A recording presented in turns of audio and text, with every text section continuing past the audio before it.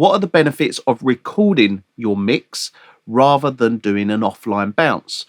Now, there are huge benefits here because I've just got in a conversation with someone over on YouTube, and they kind of they don't do real-time bounces or recording.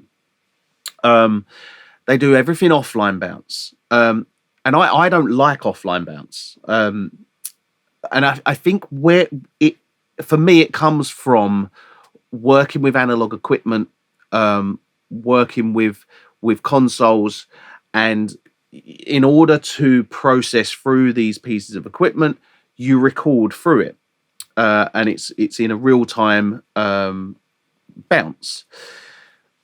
The way I have done this for countless amounts of years is I will have my mix will be playing. I will have a recording off the analog console, for instance, will come in. I will then have an audio track in my DAW, stereo audio, click record, mute it, and then literally hit record, hit play. The audio plays through the entirety of the song. It then plays that out through the console, comes back off the console, records in with a slight delay on it. Now, the reasons for doing this is, number one, the main thing is that it's actually passing through all the equipment and printing the audio as it's passed through. So you get that analog summing and all your analog processing. But this question isn't necessarily about the factors of analog. It's about in the box. So if we're in the box, and the benefits of real-time bouncing compared to offline bouncing. So let's just quickly, offline bounce, literally you press bounce, you bounce the track, little bar comes up, goes through, and it's done within 20 seconds. Okay.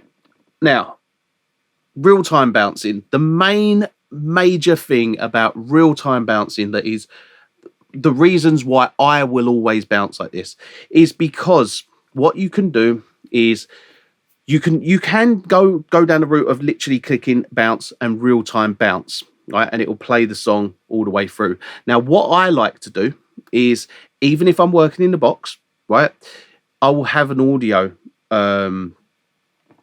channel, which is basically the summed audio from the box going to this one channel, and that will be what I'll call that is my record. So that will be the mix record or something.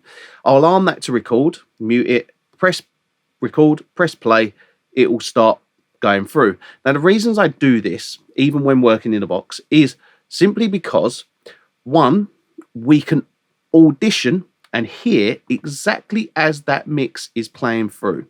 Even if we are 100% certain that our mix is complete, finished, and exactly as we want it, we can still hit record, play it through, and listen to it. So we're listening to the song from start to finish. We can then audibly hear whether there's any pops, clicks, any artifacts, anything that's gone wrong while in the recording process. Okay. You don't get this with an offline bounce. You don't hear what's being played. You would then have to open that file afterwards and listen to it back.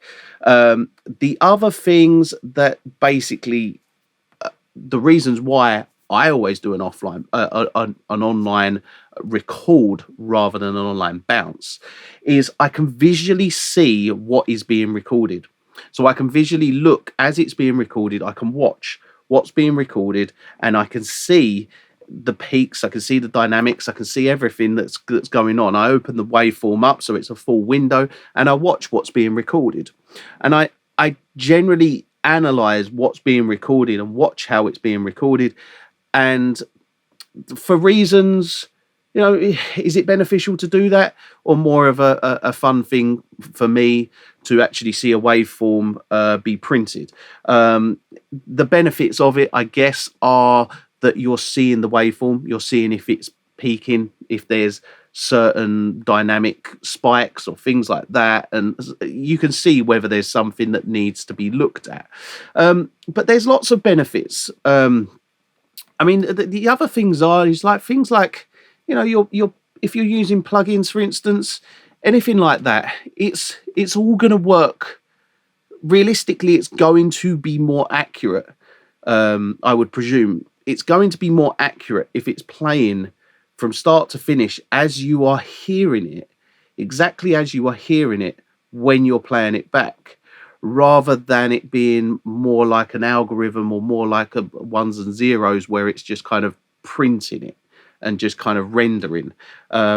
Things like programs like, let's say, for instance, things like Soothe, they very much rely on audio being passed into them, reading that audio, and then creating the algorithm or creating the processing based on what's being fed into it.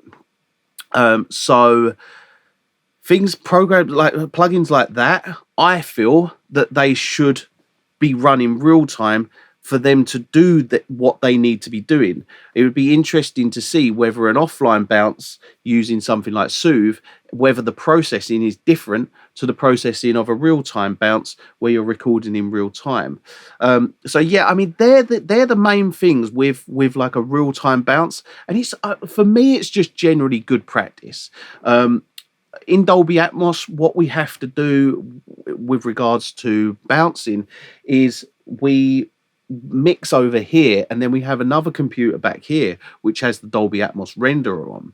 And now the renderer is basically, think of it like a reel-to-reel, how you'd have a recording machine over there and everything would record to it.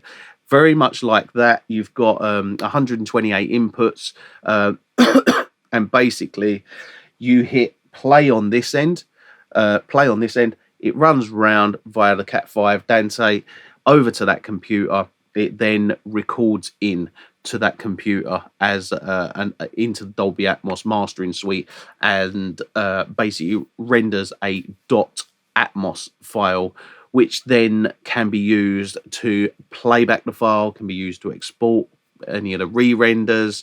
It can be used to export the ADM. So everything's kind of built into that .atmos file. So that's why we still use it in that way here. So it's very much still a way of recording, and that is the way we would record. In a mastering studio, we real-time record, basically because there's 20 odd pieces of equipment that it passes through. So it would go into this one, this one, this one. You can't just real-time bounce because it would just bypass all these pieces of equipment. It has to run past, the audio has to pass through all the pieces of equipment and come out the other end recorded. So yeah, those are my reasons why I would recommend doing a real-time bounce. And the main one is that you can audition the file as it's being recorded. So what you are hearing is what's being recorded, and you can monitor any imperfections. And for me personally, I think it's just good practice to start doing that. So if you aren't doing it, kind of get into the practice of doing it. And it is just good practice to listen back to your music whilst it's being recorded, and kind of you can then listen to it from a listener perspective. You can sit back, relax, listen to it, listen out for anything that's any imperfections like pops, clicks, anything like that.